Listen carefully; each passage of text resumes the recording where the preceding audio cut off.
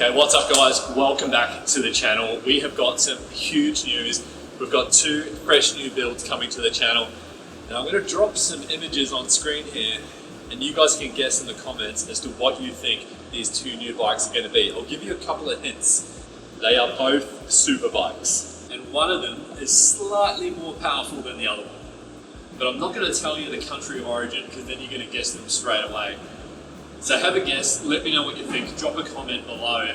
But today is all about this baby. So how much did this actually cost me? For those of you who don't know, this is our full custom V4 Panigale 2018 and this has had absolutely every single part thrown at it.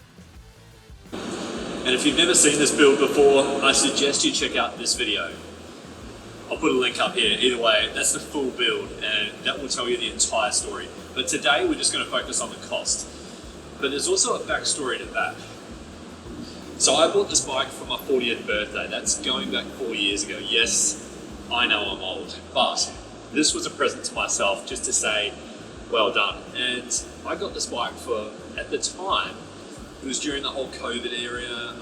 I got it for what I consider a bit of a steal. I got it for, I think, $23,500 or $24,000, and that's a pretty good price at the time considering brand new. They were around about 30-something thousand. First thing we did when we got it is we did a clear clutch cover and we did an exhaust, but not this exhaust. I put an arrow slip-on on it. So total spent was I put $3,000 into it. So that took me to putting 10,000 Ks on it. I decided, you know what, if I'm going to own a V4 Panigale, I need to take it on the racetrack. And that was probably my first mistake because I crashed it. So I had a big decision to make. Do I fix it or do I sell it the way it was?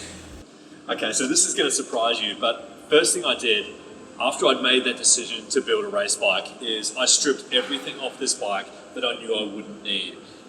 So let's go through that. I stripped the screen off, that was $100. I stripped the OEM fairing off. I got $1,000 for all my OEM fairing gear. My front headlight, I think $1,100. My front guard, I think it was $150. I'll come back to the wheels in a sec. But my master cylinder, $250. My top triple, I think I sold that for $250. The Arrow exhaust, I didn't need that anymore. As beautiful as that thing sounded, it just wasn't racy enough. $2,500. The rear tail tidy, everything off the rear tail tidy. So the indicators, the license plate mounts, you name it. That was $250. And there's something I'm forgetting at the back there. That's right, the rear hugger. That also went, that was $120. The rear sets, $250 for the standard OEM rear sets. So as you can start to see, it all adds up.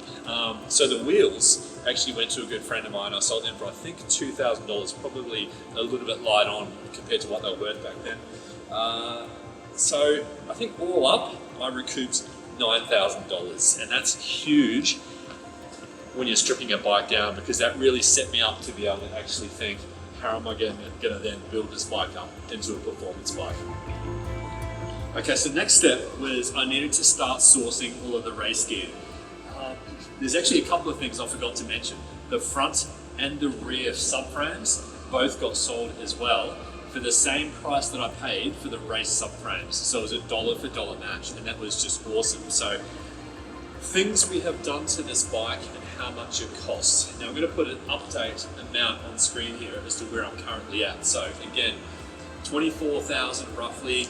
$23,500 purchase price, $3,000, I think it was $3,500 I spent on mods to begin with. That's $27,500, less $9,000 on eBay sales stuff. That takes me to this number here, and I had a pretty good starting point. So first thing I did is I got the front and the rear subframe. So I went with DB holders, my subframes, and the front one actually comes with a carbon fiber intake as well. We got a Pro Fiber fairing, so just going back to the subframes, they were a 1-for-1, so $680 for the rear, I think $420 for the front. The race fairing was, I think it was $850 plus the fins were $280, so roughly $1,100 for the race fairing. Now, I did actually manage to use some OEM kit on the back here as well, just so I could keep a better aesthetic look to the back of the bike. So let's talk big ticket items. The wheels, Marcassini Content forged wheels. These had to be ordered. They took 16 weeks to get here.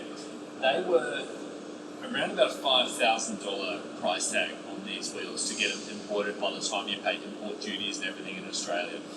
So not cheap, absolutely beautiful wheels. Van Diemen exhaust, full titanium Van Diemen system, just shy of $4,000. CNC Racing top spec reverse shift rear sets, just shy of $2,000. All of the carbon on the bike. So we've got a carbon swing arm protector, we've got a carbon cover on the exhaust, we've got a carbon cover on the tank, we've got carbon in the front of the intake. There's a fair bit of carbon here. All up the carbon was $1,100. To the cockpit of the bike, we've got the top triple, that was $600. That's a Ducati bike, GP edition top triple. We've got all of the switch gear. This is CNC Racing switch gear with the Jet Prime kill switch. That was $1,250. We've got a YSS damper, and I'll talk about the suspension in a minute. YSS damper was about $400, and we've got a Brembo radial master cylinder, a Brembo RCS 19 master cylinder that was around about $480. So it's really starting to add up at this point. Let's talk suspension. So there's a couple of aspects of the suspension. There's purchasing it, and then there's installing it and actually setting it up. So pop in here and have a look. This is a YSS 456W fully pneumatic race shock. So this is the top of the line. And then on top of that, in the front forks, we've done a 30mm closed cartridge system, and then this was all set up by Joe at Ride Dynamics. So the full cost of the forks, the rear shock, and the full setup was just shy of $7,000. We've got carbon brake pads, we've got Profiber engine covers, and at the back here, we've got a full quick release hub system from CNC Racing. Just those three things alone is another $1,000. So the number's getting pretty high up there, and to be honest, I probably could have bought a spare V4 Panigale for less than what I'd already spent at this stage on modifications. So I could have had two of these puppies, but they would have been bog stock standard. Instead, what I've ended up with is an absolute ripper of a bike, but we're not done yet because there's still a lot of small stuff. So we had the seat, so that had to be completely re-upholstered. I did that myself, luckily, but that was a $400 job. We had some of the extra little components, like the bar ends and the quick release tank cap. This is a TWM tank cap, so it wasn't cheap. This was $240. The bar ends were only about $65, so it weren't too bad. But there was a lot of little stuff which actually added up. So I had roughly about $1,000 worth of little ancillary items, and they could have been anything from fixtures and fittings to hoses to cables to putting the bike on the computer and testing for error messages, a lot of that sort of stuff.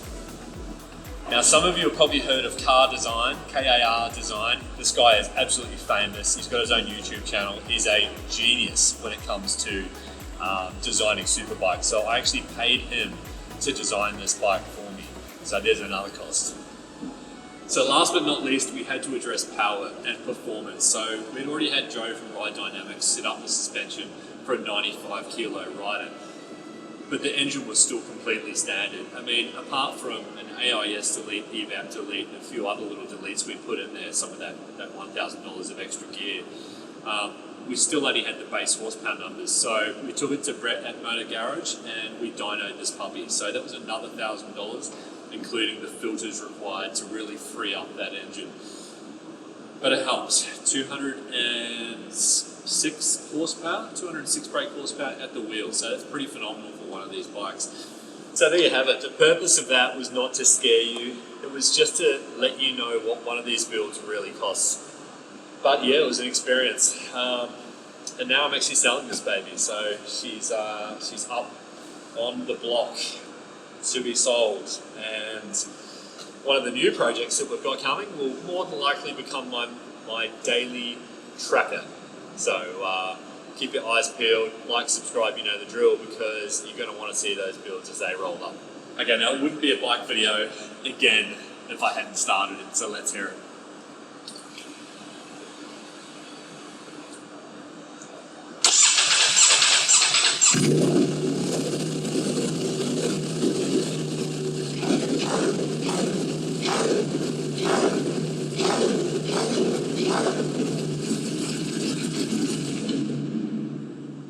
I'm in the supermarket car park, so I better not rip it too much. Peace out, see you later.